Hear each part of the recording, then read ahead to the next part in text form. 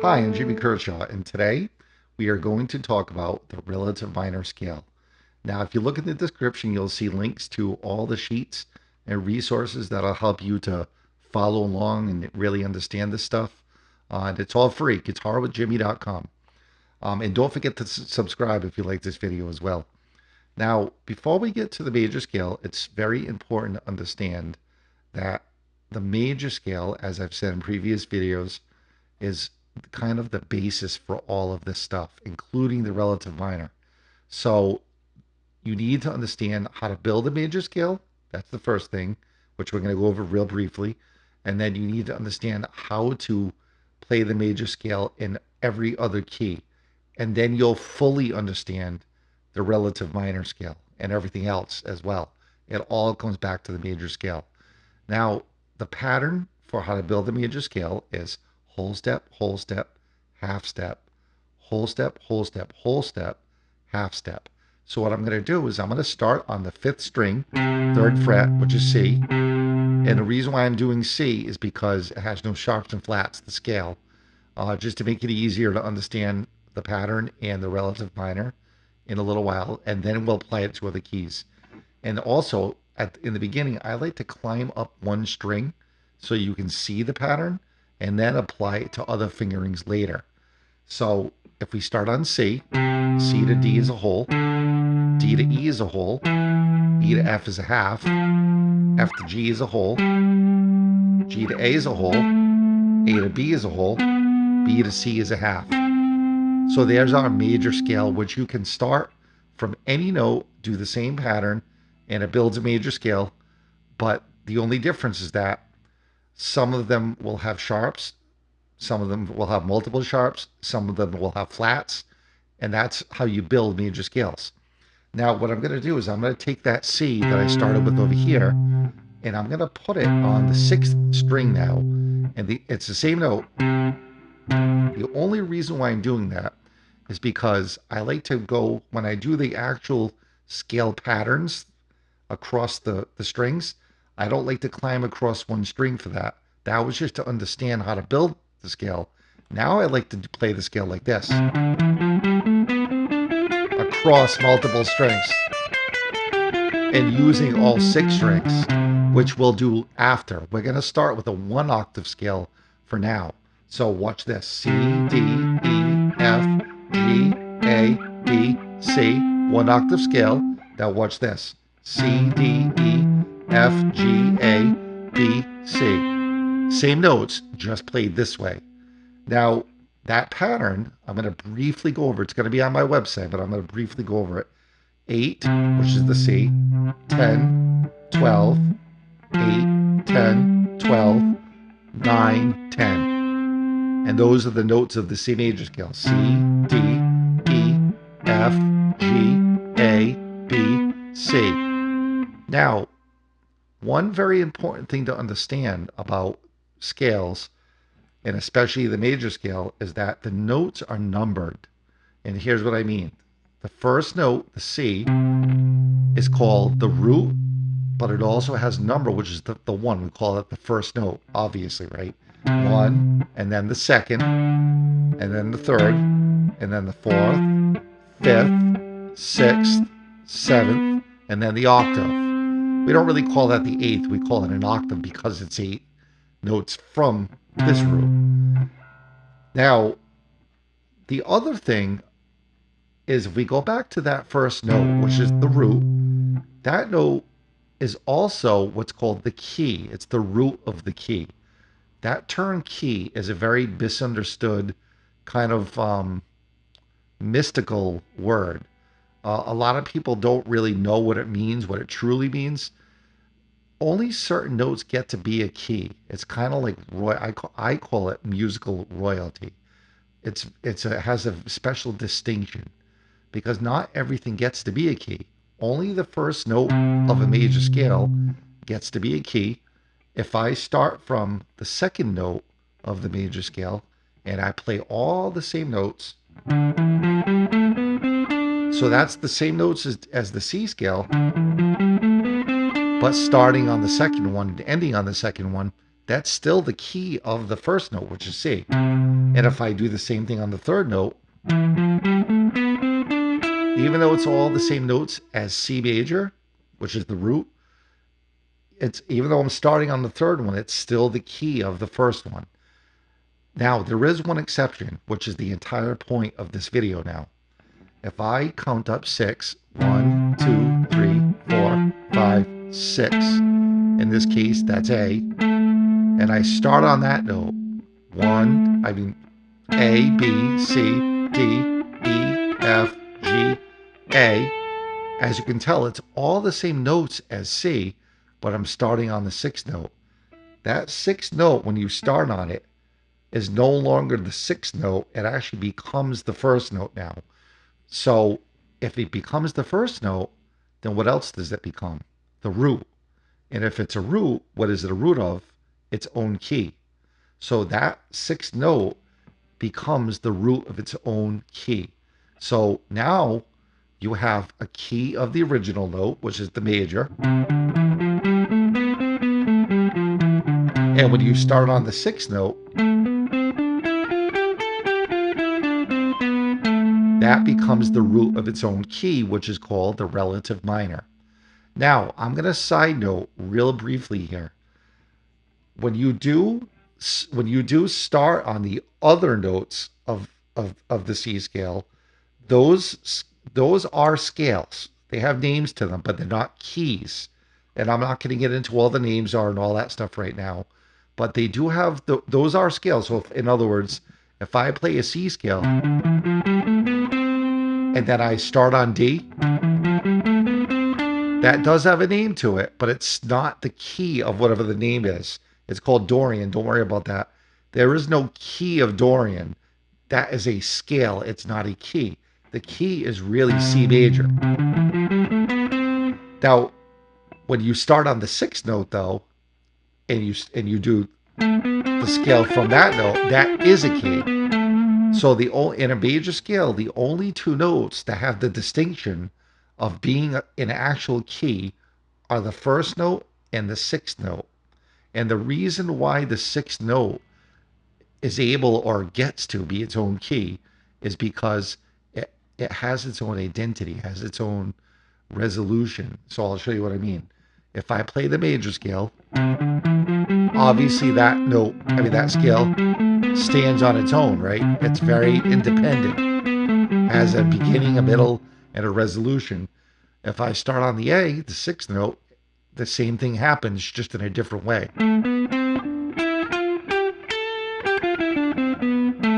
It has its own identity. It becomes its own thing at that point.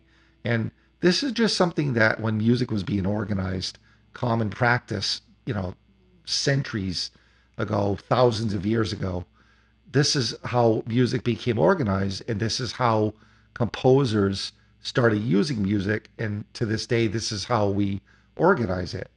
So now, this is where knowing your major scales comes in now. If I want to find the relative minor of other keys now, because this is just C and A minor, that's easy. It's all natural notes, right? Let's say I want to find it in the key of G. So here's G major. So what's the relative minor of G? Let's count up. Remember, it's always the sixth note. G, A, B, C, D, E.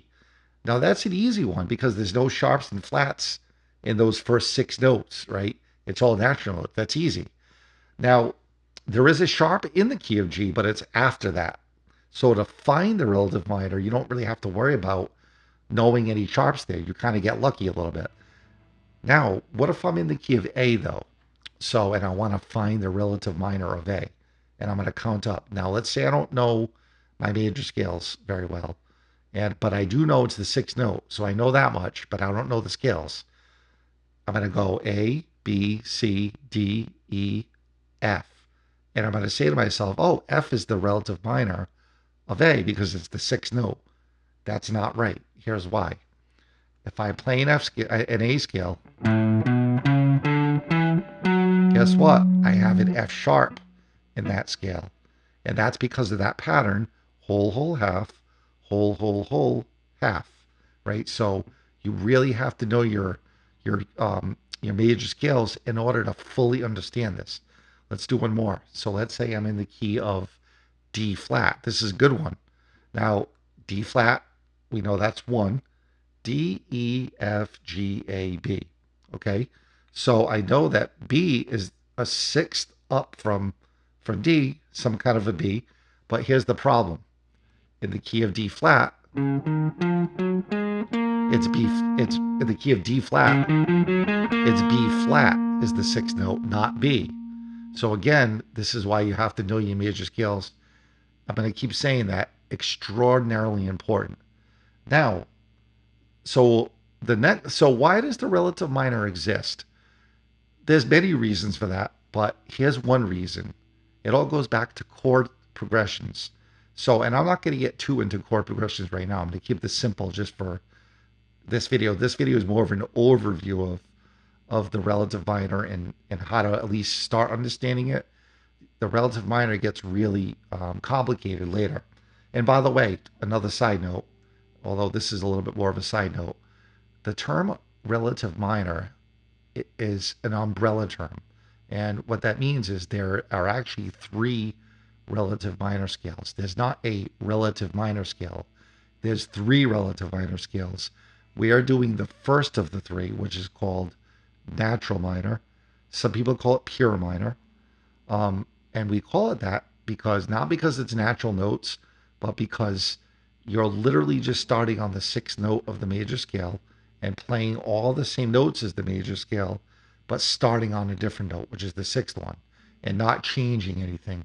So it's a pure adaptation. You're not changing any of the notes. You're just starting on a different note. That's why it's called natural minor. Now, if we go back to C major,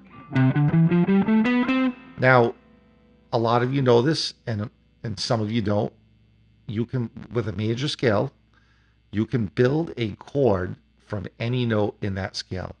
We're not going to worry about how you build the chord right now.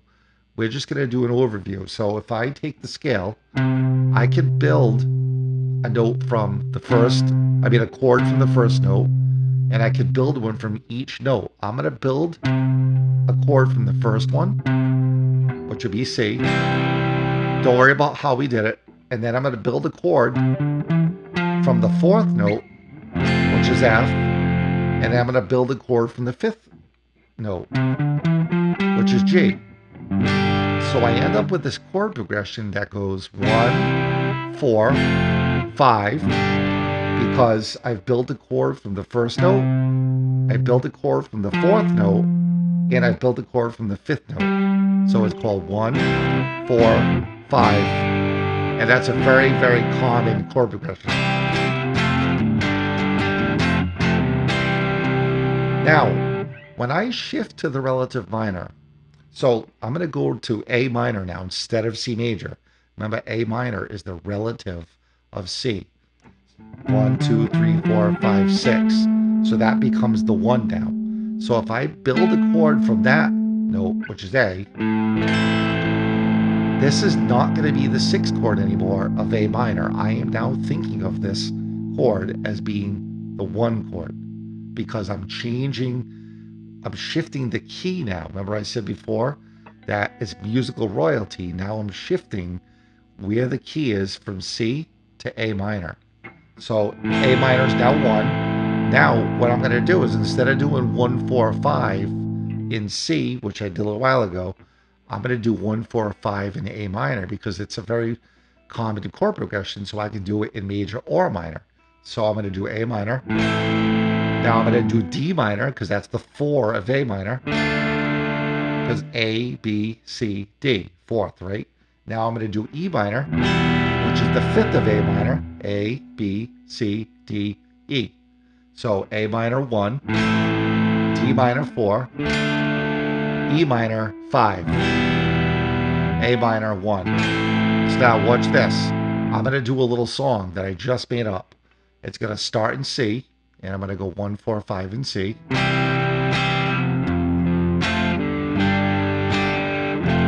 So 1, 4, 5, 4 in C. Now watch this. A minor, 1. D minor, 4. E minor. D minor, 4. Then I'm going to go back to C.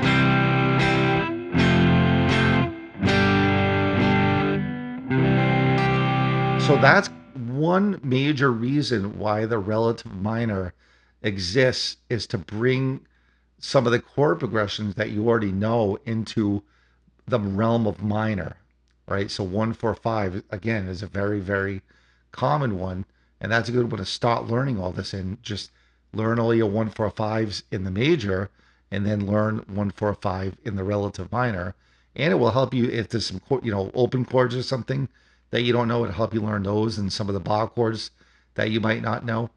Now, your next step is we've been doing kind of a 1 octave scale so far. So let's go across all 6 strings. And this is more of a technical exercise at this point. So the pattern for the major scale, I've already shown you part of it, is 8, 10, 12, 8, 10, 12, 9, 10. Now we're going to go 12, 9, 10, 12, 10, 12, 13, 10, 12, 13. So all together we have this.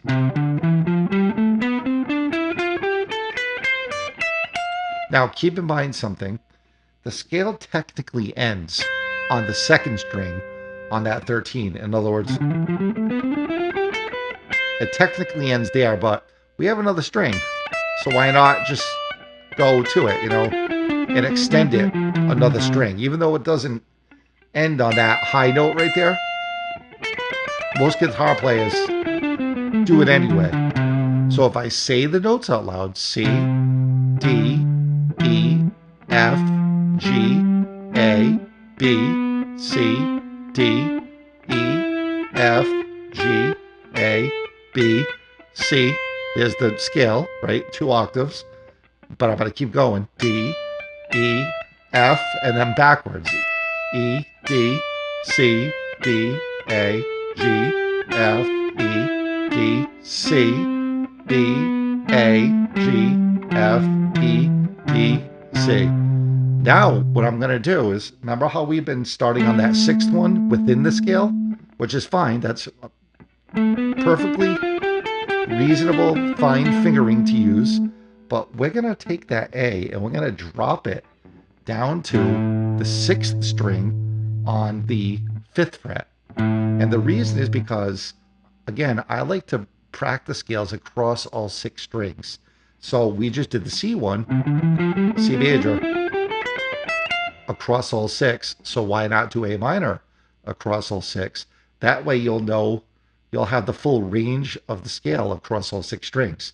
So what I'm going to do is I'm going to start on A right here, same note, and here's the fret note, here's the pattern, 5, 7, 8, 5, 7, 8, 5, 7, 9, 5, 7, 9, 6, 8, 10, 7, 8, 10. So we have this, A, B, C, D, E, F, G, A, B, C, D, E, F, G, A, B, C, D. So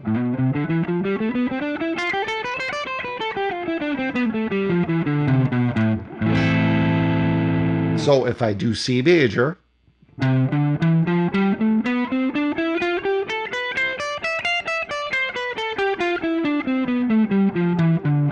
I could start on this A. Then I'm going to go down to this A.